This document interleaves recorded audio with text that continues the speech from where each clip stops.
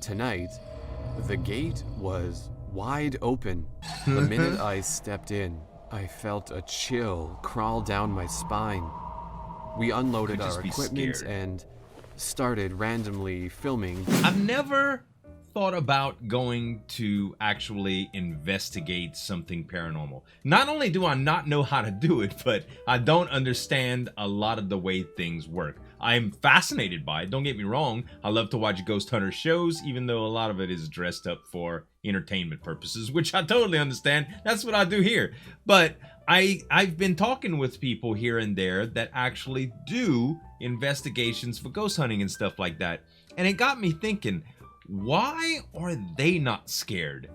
See, for me, typically when I get scared of something, it's because I either don't understand it and it's just intimidating, or I actually think that it might harm me. And in the case of the paranormal, I know there's such thing as friendly spirits and things like that, of course, but there's also the fear of malevolent spirits. And personally, I don't think that I would be affected in a way by a positive ghost that would outweigh the potential harm that I can get from an experience with a negative force or an evil spirit. I've watched too many horror movies to get past that, but it got me thinking, man, ghost hunting, it's a really, really fascinating field that a lot of people really approach scientifically, and it's I don't know. I couldn't find myself doing that. I couldn't be a doctor either, for what it's worth. You know, having that type of responsibility is just a heavy weight for me. And I'd rather just watch people and talk to people that do stuff like this and hear stories about it first. And of course, and that's what we're going to be doing today. We're going to be hearing a story about ghost hunting from Dr. NoSleep. Make sure to head on over to his channel, guys. Hit the subscribe button and the notification bell. And if you like reaction videos, make sure to subscribe to my channel as well. Let's get into the animation. My whole life, I've lived in a small town. Me too. No, it's not rural, but it definitely isn't a metropolitan area. Not too small, not too big. It's one of those towns, if you zoom in a little bit on Google Maps, it'll eventually pop up. You gotta do a few pinches. The funny thing about my town is that it's most well known for a little cemetery that sits at its center. Haunted? When I tell people where I'm from, the first thing they ask about is that cemetery. Oh. And yes, it has been described as one of the most haunted places in America. And yes, it is in fact haunted. Been to that old cemetery many times, but only once at night. I promised after that night I would never go back.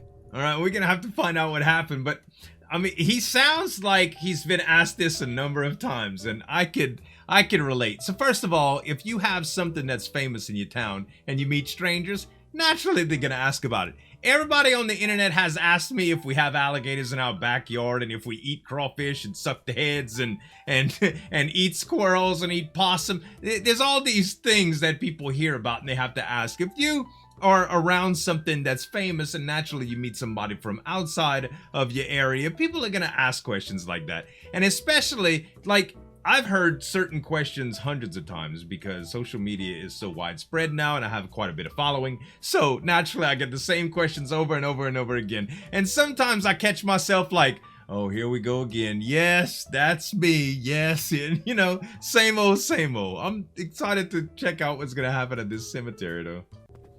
One weekend, two of my friends and I thought it would be a good idea to go ghost hunting at this specific cemetery. Get the boys, let's go. We soon learned it was the exact opposite. None of us had much experience with the paranormal. Can you train but for that? I, for one, was always intrigued. I'm intrigued for it too. How would you go about ghost hunting? Naturally, you would have to probably, in this day and age, there's probably plenty of articles that have been written on it. There's television shows about it that you could get ideas from. But factually, if you're going to take a scientific approach to this, you probably want to connect with some other ghost hunters, right? You probably want to, I know there's a few people that do this type of thing in Louisiana. So if I would want to do something like this, I would probably try to meet them. You know me. I'm gonna try to make a documentary about. I want to freaking record it. I want to show my viewers. You know, that's how I do. But I'm not crazy enough to go ghost hunting, y'all. I'd just rather watch. Let me just hear about what happened to you. We loaded up a camera, some cheap EVP equipment that we bought on Amazon. There you go. And made our way across town. They bought some gear off Amazon. To get to this cemetery, there is a long, beaten down trail with woods on both sides. All right. The walk down that trail seemed like it took forever. I guess. I began regretting my decision when we finally got to the gate leading creepy. into the cemetery. Mm-hmm. This gate is always locked at night to prevent vandals from entering. Right. However, tonight, the gate was wide open. Well, good. Y'all don't have to break the law in. Like it was inviting us in. The minute I stepped in, I felt a chill crawl down my spine. We unloaded our equipment and started randomly filming different areas of the cemetery. Right. Leaves crunched under our feet as the full moon above guided us through the dark cemetery. To be honest, I didn't want to be there. I guess not. Something felt off. Just to go home. We continued to walk aimlessly around, looking for anything interesting. Right. Within moments, we found something. Okay. In front of me was a tombstone, rotten with built-up dirt. On it was the word son. There was something about this specific tombstone. No name, no dates, just that one word. It Next does look to kind the of old grave school. was a small stuffed teddy bear. All right. It too was battered and worn. I mean, that's super common though, right? People go to grave sites and leave things, you know, it's a sentimental thing. It's kind of ritualistic, kind of like the way that you bring flowers. Sometimes when you miss your loved ones, you feel like leaving them something, and you know, you get a little bit of there's some good feelings that come along with that, to be able to do that for the people that you lost, you know. So I can understand that. My friends could sense my fear and began joking around, calling me a wimp and a baby when I told them I wanted to leave.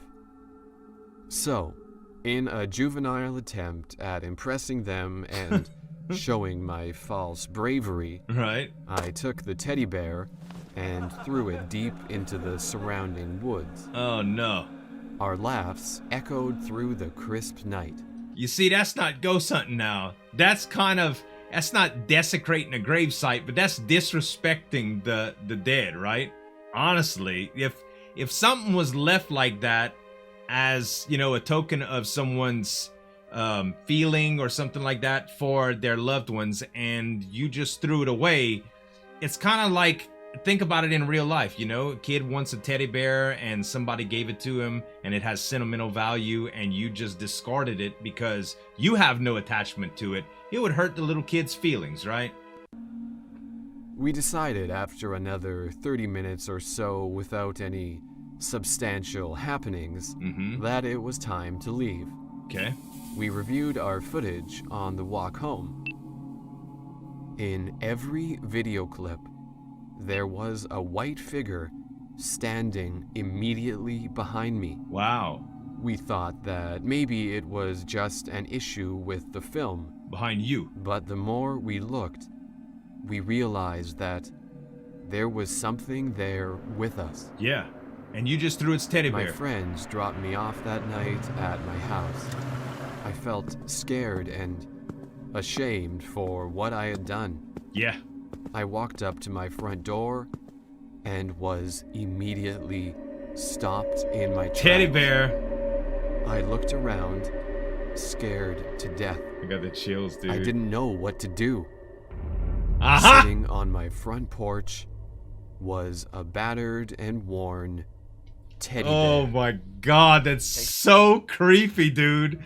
Look, I don't blame it for getting a little bit of karma. You know, you got to think about it. There's a lot of people that don't believe in all of this stuff, but being a good human being is more than just how you treat other people, right? It's what you do in general. It's your integrity, it's your character, and doing things that are just like pig-headed because you want to impress people or whatever, it's not the way to go, especially at the expense of others. Now, I'm not saying that you can offend dead people. That's not what I'm saying. Although you may be able to. I don't know. But I do know that if anybody that cared about the person at that grave site would have seen that, they would have probably felt bad. They would have probably been angry or sad about that. And as a general rule, if you are going to do something that would make somebody else feel bad, you know, just to impress your friends, I think you probably should just not do it. You know, that's just me. I get, maybe I'm just a good at two shoes or whatever, but I have sort of a pleasing personality. Not so pleasing that I would just say anything to make people like me. But I do like to be liked, and even more so, I don't like to be disliked, you know. Maybe it's the YouTuber in me, I don't know. But anyway, ghost hunting, man. Interesting stuff. Have you ever been ghost hunting or had any paranormal experience? I would love to hear what you have to say in the comments or where you visited or whatever. It doesn't have to be too personal, but I love hearing you guys' stories and all of the stuff y'all share with me. Thanks so much for checking out this video. Dr. NoSleep does a lot of these, guys. Make sure to check him out at the link right there. And if you want to see some more videos that I reacted to by Dr. NoSleep, you can check out these right here. Thanks so much for watching. As always, this is Zueljin signing off, and we'll see you next time.